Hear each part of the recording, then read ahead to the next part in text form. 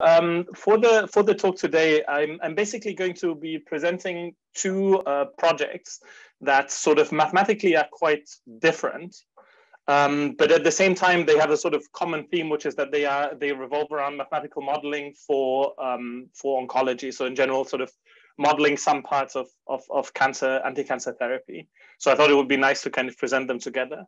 So the first part is joint work with two groups of researchers in Toronto. One is Benjamin Heidkens in his lab at the Princess Margaret Genomics Center, and then there's Anna Goldenberg in her lab at Sick Kids in Toronto. And so this work, I will talk about it first, will be more on modeling precision medicine, so modeling the specific response of a tumor to a therapy.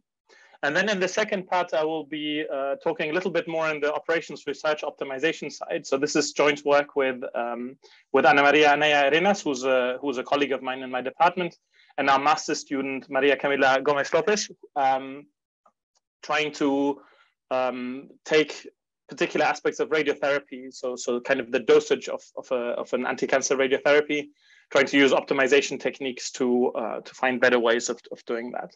So that's kind of the outline of what I'm going to talk about today, and I'll kind of keep the two parts sort of separate. In general, if anything isn't clear, or if you have any questions, please don't hesitate to just sort of jump in. So the first part, as I said, is based on sort of trying to gauge the efficacy of cancer treatment. So in most of what I'll be talking about, we're talking specifically about chemotherapy. So in some sense, you're giving some poisonous medication that with the goal that it will kill more tumor cells than any other cells. And in general, that works quite poorly in the sense that there are quite high failure rates, sort of, you know, in some clinical trials, you can see that up to 50% of breast cancer patients just don't have any effect from being given a chemotherapy. And the problem is that chemotherapy is a very unpleasant and sort of invasive activity. So if I had a 50% chance of that chemotherapy with all the associated side effects not having any effect at all, you might want to think twice about whether it makes sense to do it or not.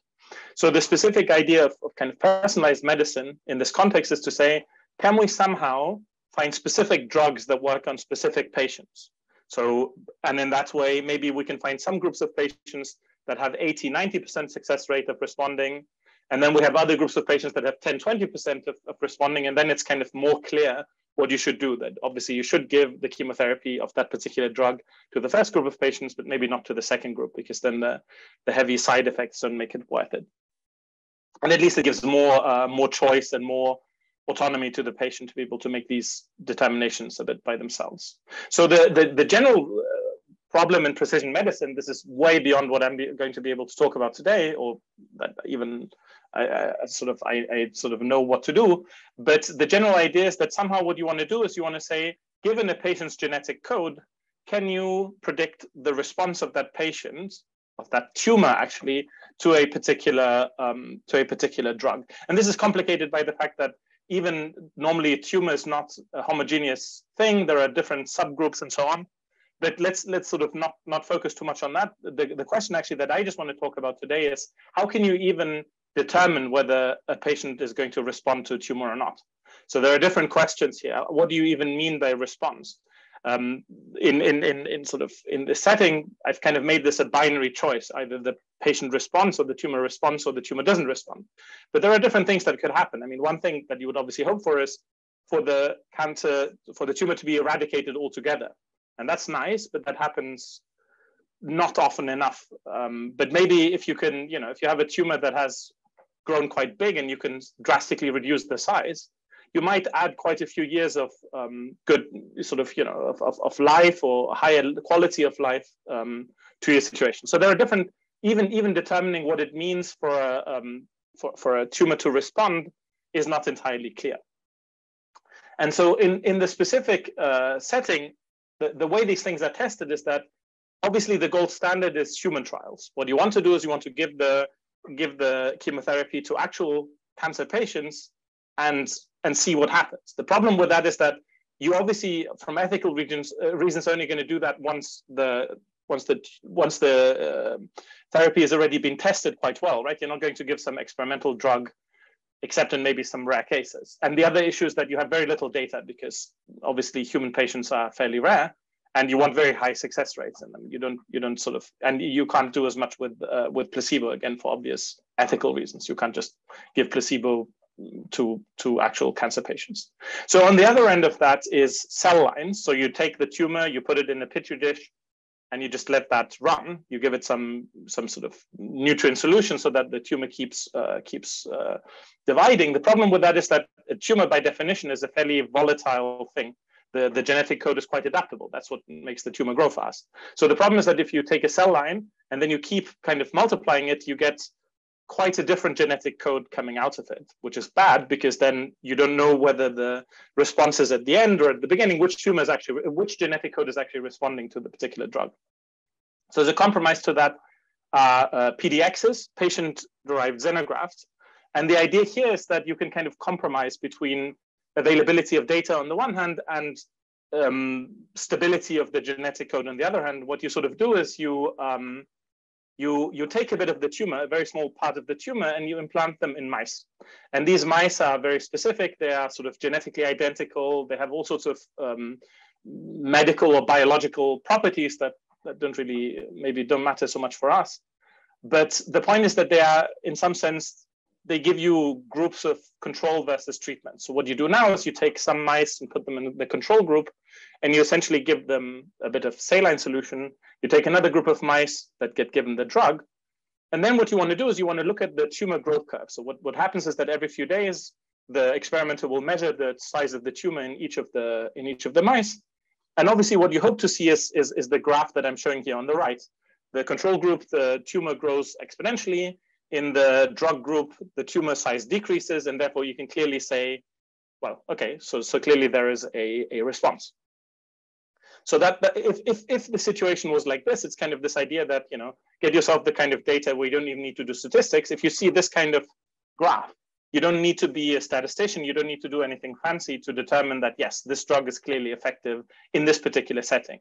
There is still the question of translatability to clinical, but at least in this patient-derived xenograft, here there's clearly a response. Unfortunately, the reality is a bit different. And in reality, you have to actually get some sort of quantitative determination of whether tumor responds or not.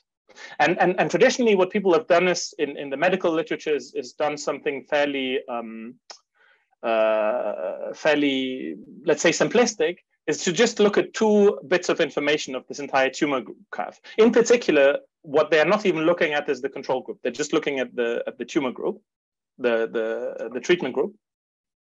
And they say, well, let me on the one hand determine the best response. So the smallest size of the tumor since the beginning of the time. And I'm also going to look at the best average response. So I'm kind of taking the average, the rolling average until now, and I look at the local minimum of that. And this is kind of represented in these two curves. So if you're just looking at the volume, you see here, this is the after day 27 or so, you can see that the volume has gone to the smallest level, and that would be the best response.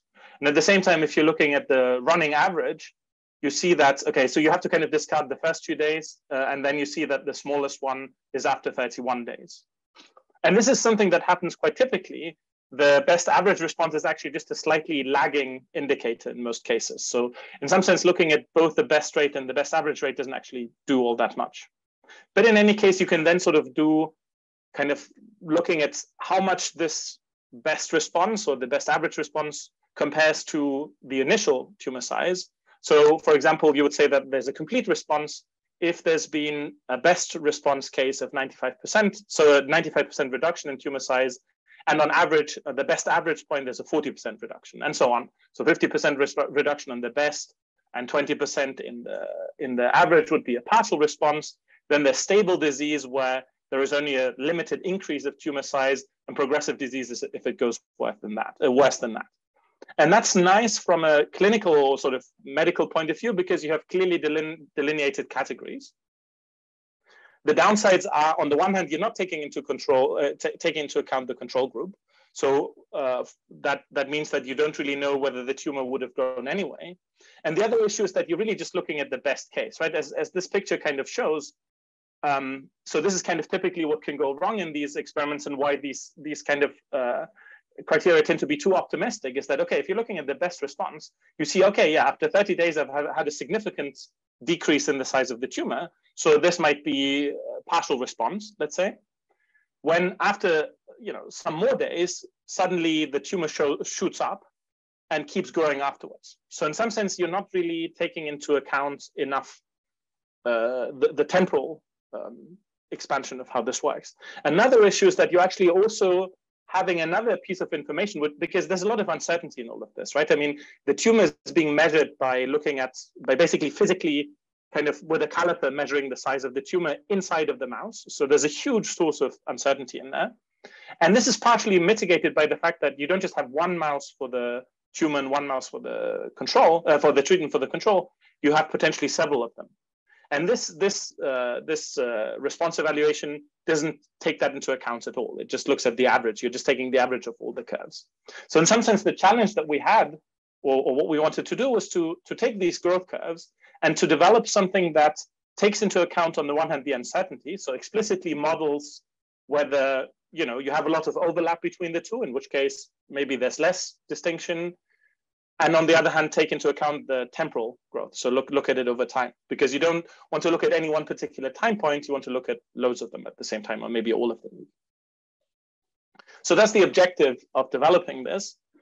And obviously the hope at the end is to sort of get something where you have something that is quite robust. And as I've said at the beginning, the problem is that in clinical trials, they are too often over-optimistic calls beforehand. So what we need is something that's a bit more specific, that is less likely to give you a good sort of a positive response, because most of these indicators, especially mRECIST, tends to be quite heavily over-optimistic. And there's also the cost of false positive versus false negatives to be considered. That not sending a potentially promising treatment to clinical trials is less costly than sending something to phase 3 and then patients not receiving a good treatment, right? So there's a sort of asymmetric cost of getting it wrong in the two directions as well. So just to indicate where mRECIST can sort of go wrong quite badly also the other way. So it's over optimistic, but it can also be too pessimistic. So here you see in red the control curves, and in blue you see the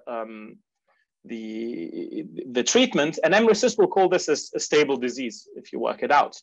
But at the same time, there's quite a significant distinction between the two. If you're looking at sort of, there's a normalization being done at the beginning, but then it's quite clear that the tumor itself grows quite fast when there's no treatment, when there's the control group. But at the same time, in the treatment group, the tumor grows a lot less. So somehow we need to take into account the variability across replicates, but at the same time also over time. So the question is, how can this be done? And if you're a mathematical epidemiologist, or you're a mathematical modeler of disease in general, of any sort of growth process, you would say, well, this sounds like logistic, like fitting logistic growth, right? So at the beginning, the tumor is very small compared to the mouse.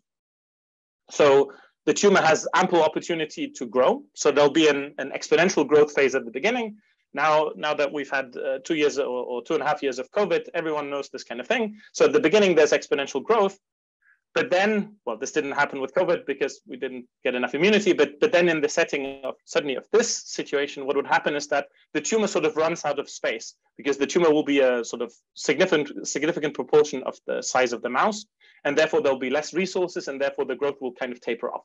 So this is a typical model for these kind of cell growth situations. You have exponential growth at the beginning, and then it sort of tapers off due to the fact that everything runs out of resources.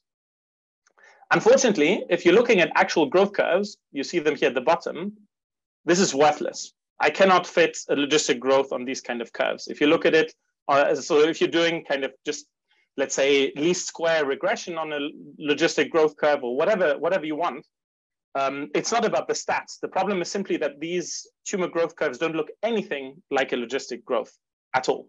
So you see on the left, nothing at all, right? It's basically a sort of quadratic looking thing. Whatever's happening after time 20, I don't know.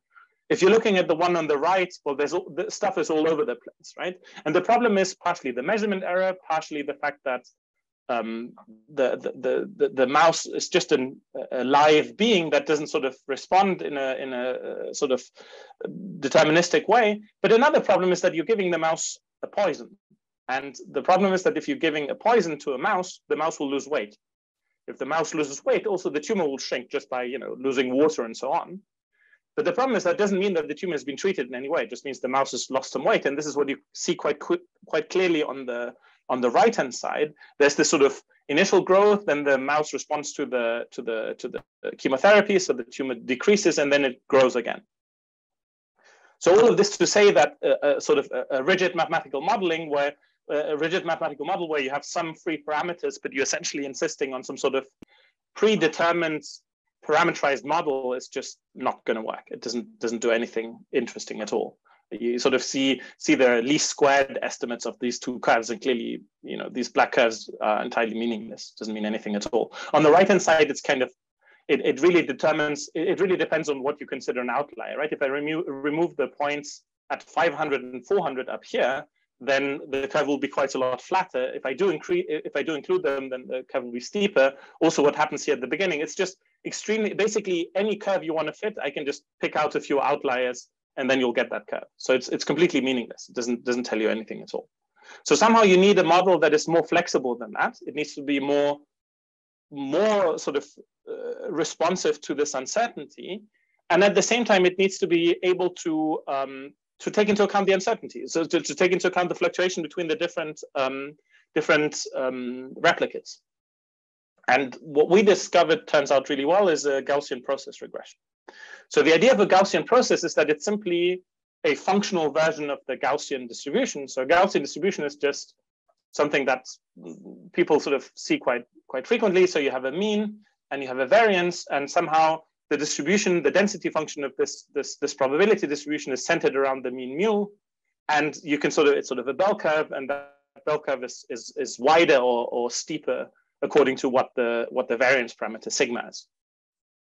And this is in, so you can think of it first of all already that what we're saying is that at any given measurement point, I should think of the values of all the replicates as samples from some Gaussian distribution.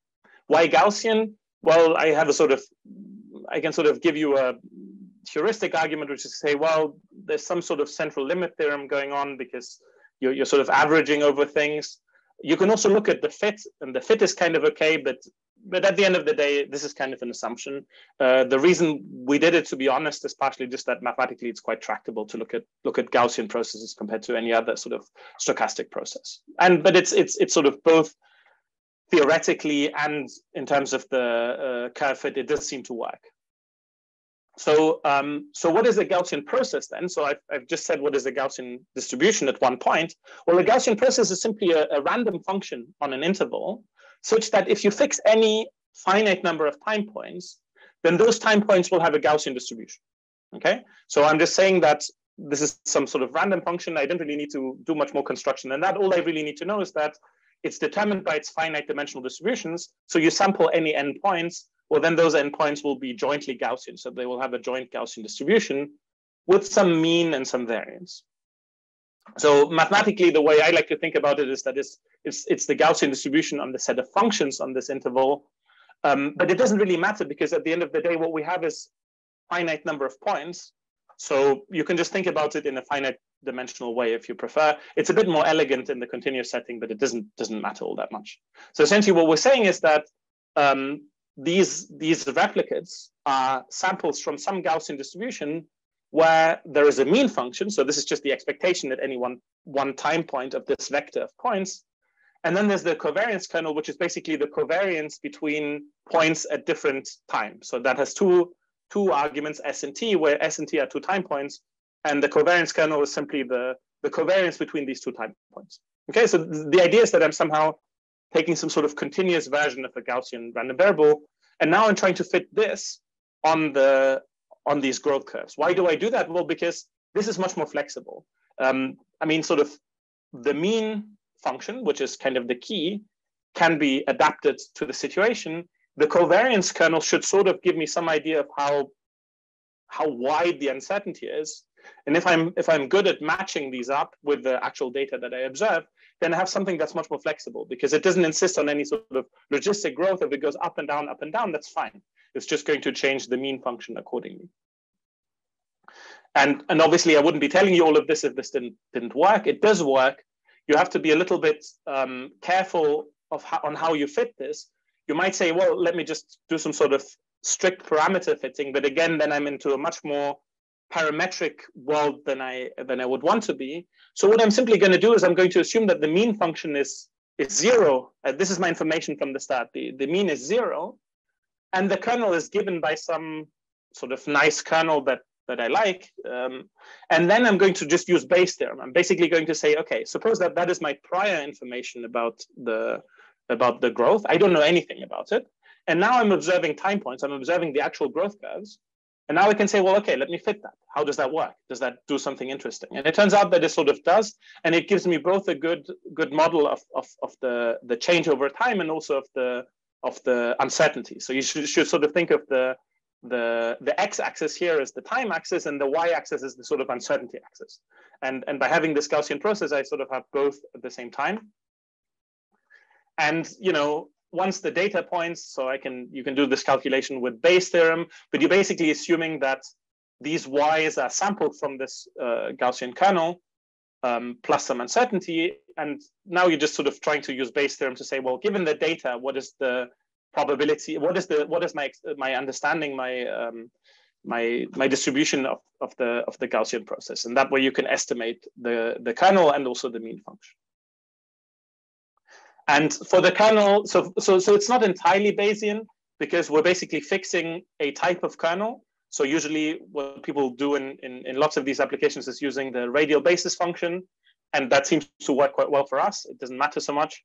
And obviously there are parameters here. So the sigma, the L, and there's another one. Oh yeah, the sigma here.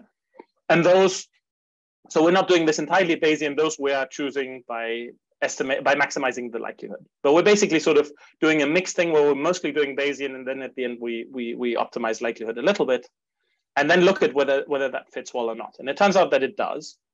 So this is kind of a typical case. So you see in red the points that are the control group, in blue the points that of the mice that received the treatment, and the yellow and the green curves are my kind of, let's say, 95% confidence intervals. And what the idea is now is that, okay, now I have two Gaussian processes, and what I want to determine is whether they are different or not, right? I want to see if there is an impact of the treatment. So basically, I want to know, is the yellow area very different from the green area? That's essentially my goal. If the green area and the yellow area are completely separate, then clearly I have a response. If they're exactly the same, then clearly I have no response. And in between, I kind of have to determine how to do this. So I need some quantitative way of formalizing what I've just said, of sort of determining whether the green and the yellow area are on the same place or not. And it turns out that there is a good way of doing this. So in general, if you are just looking at one specific time point, so let me just fix, let's say, day 41 or whatever this is, then I just have two Gaussian distributions. I have the control distribution and I have the treatment distribution, and they have some mean and some variance. How do I compare two distributions? Well, there is a sort of very natural way of doing that, which is depending on where you're coming from, the Kullback-Leibler divergence. I think it's also called Fisher entropy. It's certainly some form of entropy. But at the end of the day, it's a natural way of determining how different two distributions are in terms of their information. So I can give you a formal definition as well. Actually, no, I cannot, because I forgot to put it on the, no, I did. So the formal definition of this is, so it's you're integrating the logarithm of the density of one with the other. Okay, so if you don't like probability, that's okay. Then we can just go right back to saying we're basically just computing at any one time point the difference between the red, the green and the yellow area. It's just a sort of mathematically formal way of doing that. And the advantage is that I'm now in a very flexible setting. I'm not trying to force a logistic growth model. I'm not forcing anything like that. At the same time, I'm taking into account both the uncertainty, the measurement error, and so on across the replicates, but also I'm looking at the entire time series because I'm integrating over time, basically. So I'm integrating over time, I'm integrating over the uncertainty, and hopefully that's going to be a good way of distinguishing whether there is a strong difference between the control group and the treatment group. And that's going to be a numerical answer. I'm going to give you an answer like 5 or 7 or 10. So if you go back to the clinical people and you say, okay, we have found a way of quantifying this, and in this case, the answer is 4, they will say, well, that's no good for me. What I need to know is an answer yes or no, right? That's what they want. So the problem is now, what does it mean for this, this Kullback-Leibler divergence, this thing here, to have some specific value, 5, 7, whatever. And what we realized is that while the number of replicates is quite small in any given experiment, each experiment, so each of these tests has its own control group. So each of these experiments has essentially one set of mice that receive exactly identical treatment, namely they just get a bit of saline injected. So what this tells you is that what you might be able to do is to say, well, let me just compute all these divergences between any of the treatment groups, and that should give me a good estimate of what the null distribution is. So sort of the idea of, if I do nothing, if I take two PDX and I just do nothing, what is their typical distance between them? And then I can say, well, if this is my null distribution, I can then do kind of a type of hypothesis testing of saying, well, then 8 might be quite large or 8 might be quite small, depending on what this distribution is. And that's essentially what we've done to sort of finish this up. So basically, what ends up happening is this, we call it KuLGaP because it's Kullback-Leibler for Gaussian processes. And you end up getting a yes or no answer, basically, by fixing a confidence interval. So something you might fix a 5% confidence level, and then you say, well, any treatment where the KL divergence between the treatment and the control group lies in the 5% percentile or higher to the right of my null distribution, well, then that is going to be a response, and in the other case, it's not going to be a response. So we looked at it first of all from the point of view of specificity, and we found that in general, if you're looking at the sort of just the confusion matrix, so it matches up in between. So you see sort of here there's a 40% agreement with area under the curve, which is a very crude way of doing this, and in some other cases it's much higher. But what we found in all cases is that our model is less specific. So basically what that means is if you're comparing it with the other ways of measuring this that have been done in the literature before, usually if they all agree, then we will also call it the same way, but we'll be able to distinguish it a bit better. So this is kind of what's shown on the right-hand side. If you're looking at this top distribution, so this is the distribution of the KL values for the ones where 4 of the other, so the other 4 have all said, yes, this is a responder. And then you see the KL values, and the straight line is the cutoff point. So you see that even among the cases where all the other 4 treatments, all the other 4 response mechanisms say no, yes, there is a response, about half of them are called a responder by our methodology. So it's a lot more specific. It's a lot less likely to say, yes, there is a response. And we tested this in the kind of clinical setting, and it turns out that works reasonably well. So there's some more curves where you can see this quite well here. So this is a typical case where, so you have it again in blue, the control, in red, the treatment. And if you're looking at the mean, you see that it looks like there's a bit of a difference between the two of them. But obviously by looking at the variance, you see that these things don't, these things, they're just sort of swamping each other. So in this case, most of the other responses will call this a response, but we will not. So it can kind of determine these situations where the means look like they're going apart, but if you're looking at the uncertainty, it's quite clear that this just doesn't work out well. And this is responding quite well also in the clinical setting. So if we're looking at, so we had some clinical cases, about 10 of them, where 13, I think, where we sort of, we had the clinical outcome. So we knew the mean time to relapse by giving this drug to this patient. And we saw that for our KuLGaP measure, it was much higher. So the difference between the ones that we called responders, so we only called 3 of them responders, and they all had a fairly high mean time to relapse, namely 4 years on average, versus the 10 that we didn't call as responders only had 1 year until relapse on average. So there's a quite high difference between the two. Whereas the other measures tend to be more optimistic, so they call more of them responders, but that's not necessarily borne out in terms of the mean time to relapse. So in other words, our model seems to be quite good at calling the right calls. So if you're saying that you want to be certain that if a response call is a good one, that this is going to be borne out in clinical trials, then our method seems to work quite well from this point of view. And at the same time, it's quite theoretically satisfying because it does really take into account both the development over time, and it takes also into account the development over the uncertainty. So yeah, so that's kind of the first project that I wanted to talk about, and it seems to work quite well, and it has some nice applications from statistics with the Gaussian processes, but at the same time it ends up with having a sort of yes or no response that seems to bear out in real life, which is also nice. Maybe I'll just pause 1 second if anyone has any questions before going on to the other part.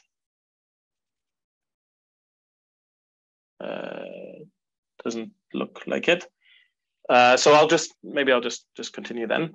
So so the second part, as I said, is about optimizing radiotherapy. So we're changing direction a bit.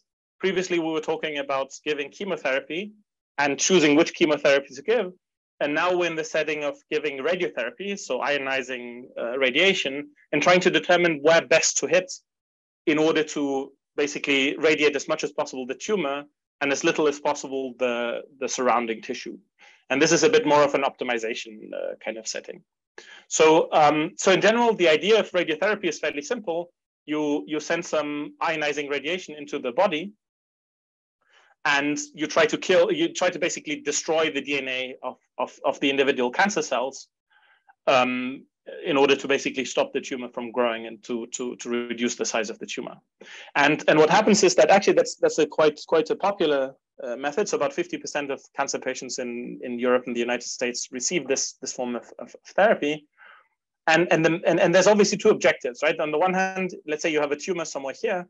What you want to do is you want to hit by radiation in such a way that the tumor itself receives lots of radiation, but the surrounding tissues doesn't, right? So obviously there's a bunch of important organs around here. There's the heart, the lungs, and whatnot. And obviously you don't want to hit those as much as possible.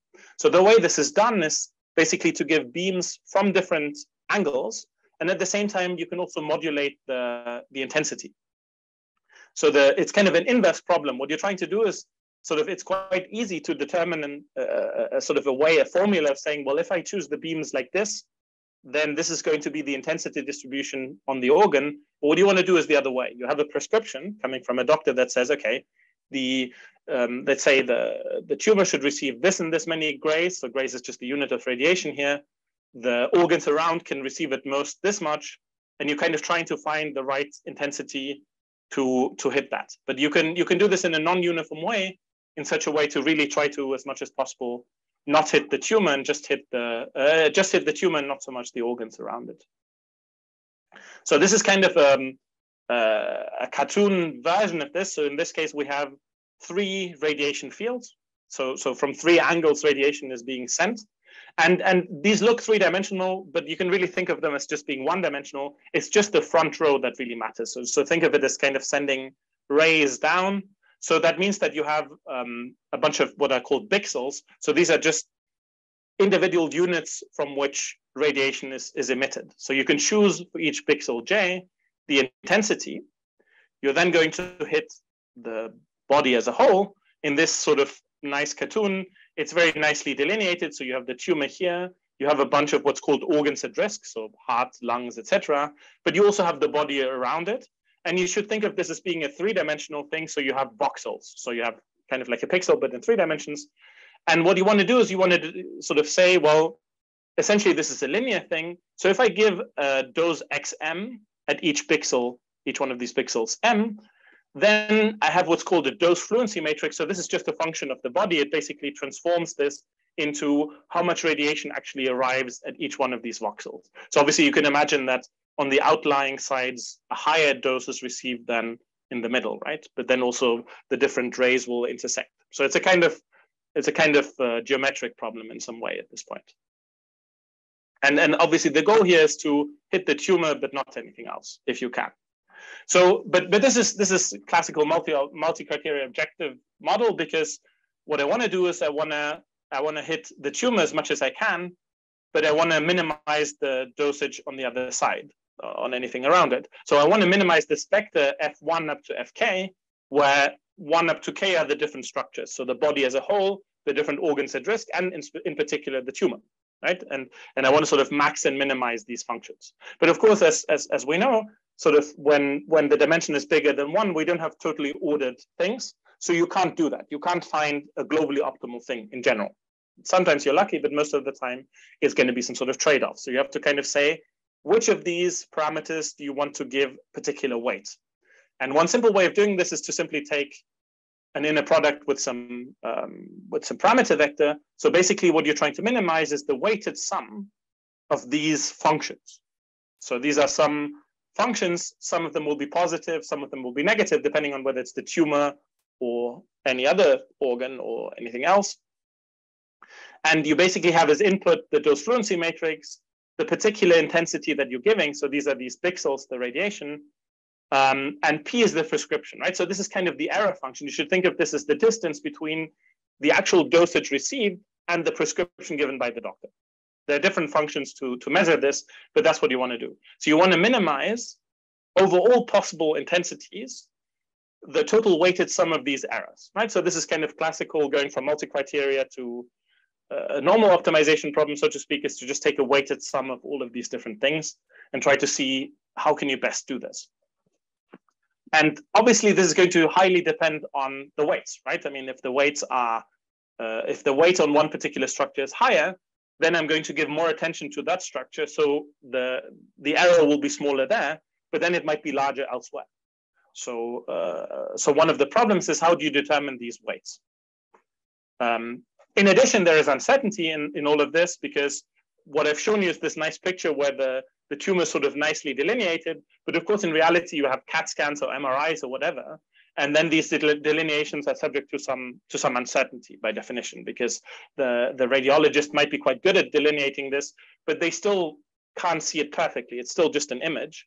So what they will often do is they will have sort of an inner radius for the tumor and an outer radius, where they'll say, okay, there's a certain level of tumor for here for sure, but then there's an uncertainty region around it and so on. So you have uncertainty that you need to deal with.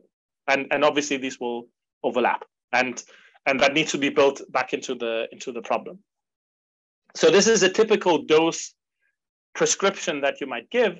So here you have CTV and PTV are the two types of tumor delineation. So CTV is the inner one, PTV is the outer one. And here there's a sort of typical prescription which says that 78%,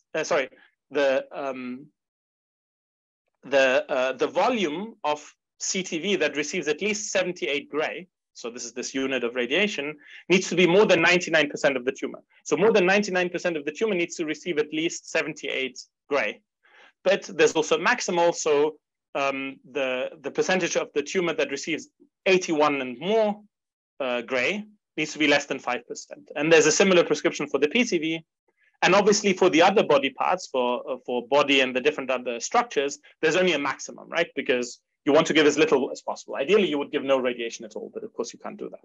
So you have this kind of typical prescription that you try to match as best as possible.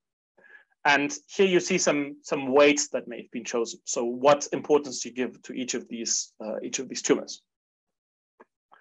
So what happens then is that these weights are kind of manually chosen, or chosen by some experience. And then you look at what actually happens. So there's this optimization problem that tells you what the actual dose should be given the weights. And then you can kind of look at these pictures, and you can show them to the radiologist and to the oncologist, and they can say, no, actually, this is not great because the tumor actually doesn't receive enough radiation. So we need to up the weight of that tumor. Or they might look at this kind of graph. So this is the, for each structure. So each structure has a color.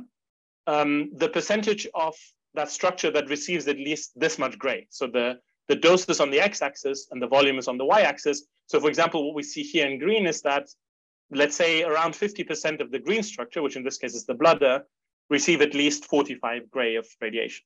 So then again, the doctor might look at this and might say, no, but there's still too much radiation on this. The problem is that this is not a exact thing. The doctor will not be able to give you a set of rules. The doctor will look at these things and will say, yes, this is good, or no, this is not good. So this is obviously quite time consuming. And the problem is that it's not just time consuming, but it's expensive time consuming because you're involving doctors in this. In Quebec, this is we have this sort of long-term issue of not having enough doctors, but this is true anywhere. Specialists are expensive. So you definitely want to, if you can, reduce the amount of time that the doctor spends sitting in front of a screen, looking at these things and saying yes or no. And maybe what you want to do instead is give them a range of options in such a way that they are in some sense locally optimal, and then have the doctor choose one of those, because then they only have to look at it once and they can go away and do other more productive things in the meantime. And this is kind of what we're trying to do. So, so in general, what's happening right now is this kind of cyclic thing where you solve the optimization model, you show the doctor the treatment plan, you readjust the weights, and so on. And this can take up to 2 hours of a physician's time that they are frankly spending in front of a screen. So you don't want your doctor spending time looking at pictures. What you want the doctor to do is to go and do kind of healing things. So the question is, can we find somehow an algorithm that looks at lots of different weights and produces locally optimal solutions in such a way that you get something interesting? So so just to remind you, what we're doing is we still have this multi-criteria optimization problem. So we're choosing a set of vectors. Then we're minimizing this problem where we're minimizing the discrepancy between the dose prescription and the dose actually received by choosing the intensity of all of these rays coming into the body. And actually, the optimization model is kind of fixed. Once you choose the weights, the rest goes kind of smoothly through. There's no real ambiguity. You usually converge to global optima. So you can really just think of this as a function of the weights. And the goal in this case is to find the best possible treatment plans that you get by identifying the best possible weight configurations. So if you sort of think about this, what you might want to do is to say, okay, let me take a particular set of weights, perturb it a little bit, look at the new thing, look if it's better or worse, and keep going. And better or worse is a bit subjective because the doctor needs to be able to determine, but you can still look at local changes where it's actually strictly better, right? Like sometimes you might increase one of the doses and decrease the other one, but in some cases of this multi-dimensional space, you're just simply increasing all of the discrepancies at the same time, or you might be able to increase one of them while keeping the other ones fixed. So you're kind of trying to explore the space. So you're exploring a multi-dimensional weight space. So sort of if you look at what people in machine learning do in this kind of situation, you're thinking of some sort of gradient descent.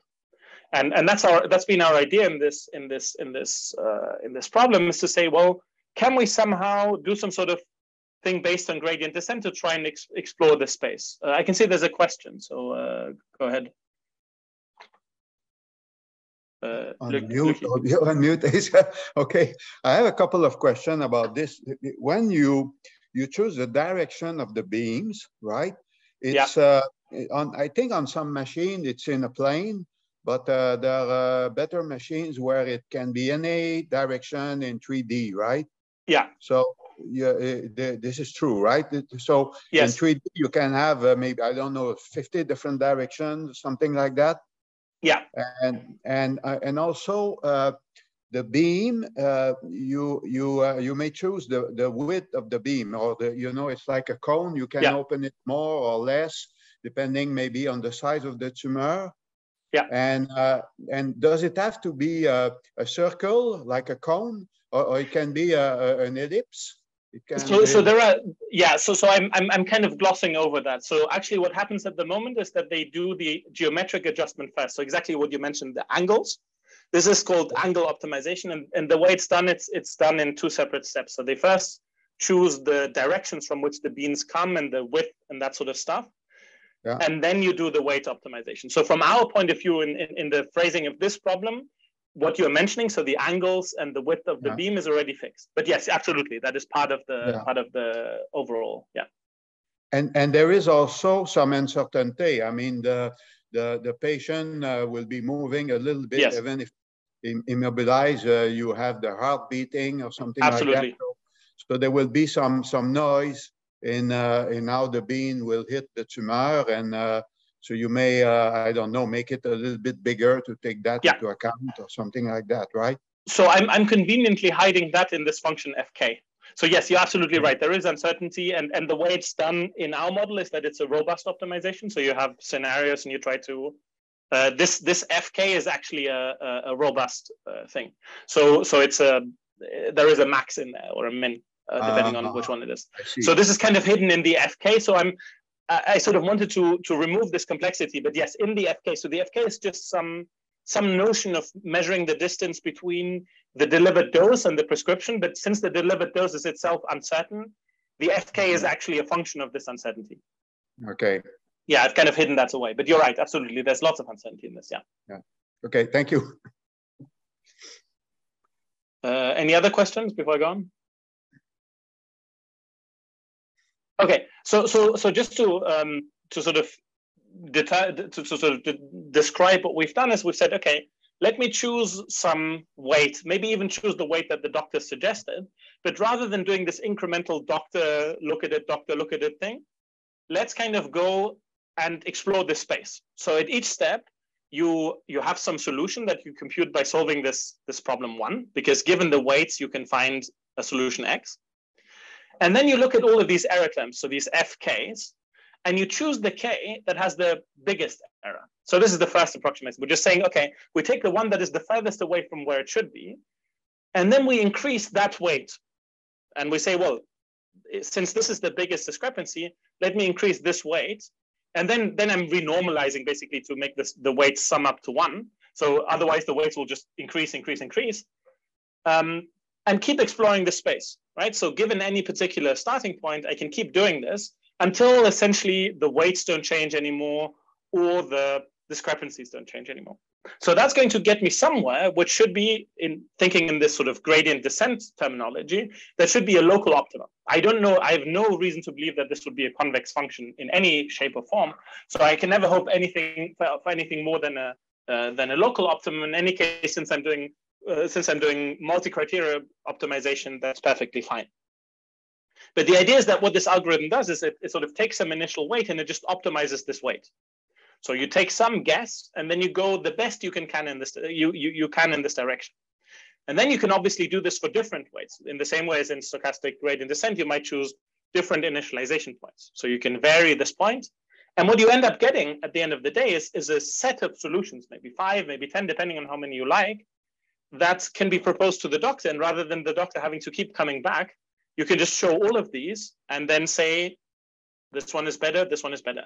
And of course, the test of this is, does this give you new solutions? Does this give you solutions that the doctor maybe didn't think of? Because the doctor is a sort of a cancer specialist, not necessarily, they do know a lot about the physics behind it, but the numerics obviously can calculate a lot of things much faster. And it turns out that works quite reasonably well. So we first looked at these pictures and we said, okay, so we started with the physician's initial prescription, so the weights given by the physician, and then ran this and looked at the difference. And it looks like there's no difference, right? The picture is just not well, the resolution isn't great enough. But if you look at the actual numbers, you can see, no, there is quite a big difference. So what turns out is that the average dose given to the tumor in our plan is, so in this case, the dosage should be 80 for both the CTV and the CTV2. So in this case, we can see that we are closer to this thing in the new solution for the CTV2, but not for the CTV1. But at the same time, we have lower values of radiation given to each one of the organs at risk. So in other words, we have a new solution that had not been considered previously by the physician that is closer to the prescription in 4 of the 5 measurements, It's unlikely though we'd find something that is globally better, because that's not really how this works. There's too much uncertainty, right? I mean, you sort of almost always pay a price. The more dosage you deliver to the tumor, you're going to have to pay a price somewhere.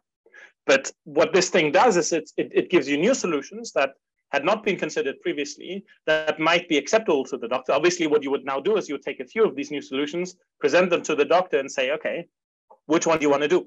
And then hopefully the doctor will say, okay, great, yeah, this one looks better. And at least we definitely get new solutions that we showed to the physician in the hospital in Columbia that our graduate student is working with. And they said, oh yeah, that's interesting. There's actually something new going on here that we hadn't previously necessarily seen. So you get new solutions that the doctor can use to hopefully get better plans that either deliver faster dosage to the tumor and therefore help the patient more, or alternatively reduce the strain on the other organs around, and therefore there's less. For example, I mean, the radiation itself can cause secondary cancers, or it's just simply a matter that the patient will feel better, there'll be less secondary effects, and so on and so on. So you somehow have solutions that will hopefully improve the patient's outlook in a way that is productive, hopefully. And there's another question, so please go ahead, Ibrahim. Hi. Hi. Yeah, this is great. I really like it, but my comment here is, or my question is, what's your experience by telling the doctor we're gonna go a little bit lower on the CTV? Because my experience with doctors is, as long as you're talking about organs at risk, they're fine, but maybe for liability issues, if you tell them, if you de-escalate the dose in the tumor, you may preserve better, for example, an organ at risk. Are they receptive to that? Because I'm just wondering, because my experience is that as long as you're right. I mean, there is hesitation. I think what in this particular setting, because it's a fairly slow-growing tumor in this case, it's acceptable. It was acceptable in this case. But there is more to be done. I mean, so actually, maybe I'll sort of answer this question by also going forward a little bit. This is the algorithm 1.0, where we're just doing the stupidest thing possible by just going in all of these directions. What we are hoping, I mean, right now, the first stage is to simply identify new solutions. If the doctor likes them, that's even better. But right now, the proof of concept is to simply see, do you actually see new things? Or did the doctor basically already figure everything out? So yes, you're right. In this particular instance, having the CTV2 kind of closer by clinches it also, because if you look at the difference between these two, it's very, very small. So if this difference was larger, that would be definitely more of a problem. But what we're hoping is by running this algorithm in a smarter way and by running more different things, we'll get even better solutions that will be even more acceptable to the doctor.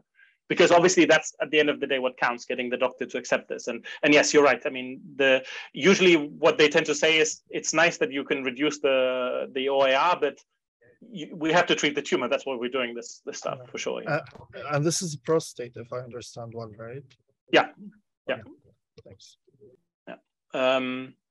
And sort of just sort of exactly to respond to this thing, what we're hoping to do in the long run is to say, first of all, right now, what we've done is we've just taken the K that has the greatest error. So we're basically just changing one weight at the time. Well, what you can do instead is, for example, do exactly what the gradient descent people do as well, kind of now and again go in a random direction. So rather than just always exploiting in the direction where the weight is the greatest, where the weight difference is the greatest, now and again, just take a random tack to kind of make sure that you don't get stuck into really local optima, because this function is going to be hideously non-convex. There's no reason to believe that you might not even get trapped in some quite shallow local things. So you might just sort of add a bit of a random perturbation to get even further away from these things. Or what you could also do is do a more probabilistic setting where rather than changing just one of the weights, we change all of them in such a way that the probability of changing this weight, sorry, in this instance, we're still choosing one weight, but we're choosing it according to a probability distribution, which looks like this. So this looks a bit odd at first, but if you're looking at this parameter beta, you're basically adapting between choosing uniformly at random and just going in the optimal direction. Because if beta is 0, then this term goes away and you're just choosing all of the directions uniformly at random. And as beta goes to infinity, basically only the largest value of fk survives. So this is kind of an interpolation between these two extremes of just going in a random direction and going in the direction where you think the increase is the greatest by choosing different values of beta, or you might even choose some expectation of this and go more than one weight at a time. So these are all kind of future directions that we want to explore, where hopefully we'll get even better solutions that will sort of be even more attractive to the physicians and therefore for the treatment plans of the patients. And I think I've definitely reached the end of my time. So I would like to thank you for your attention. And obviously, if you have any questions, go ahead. Thanks very much.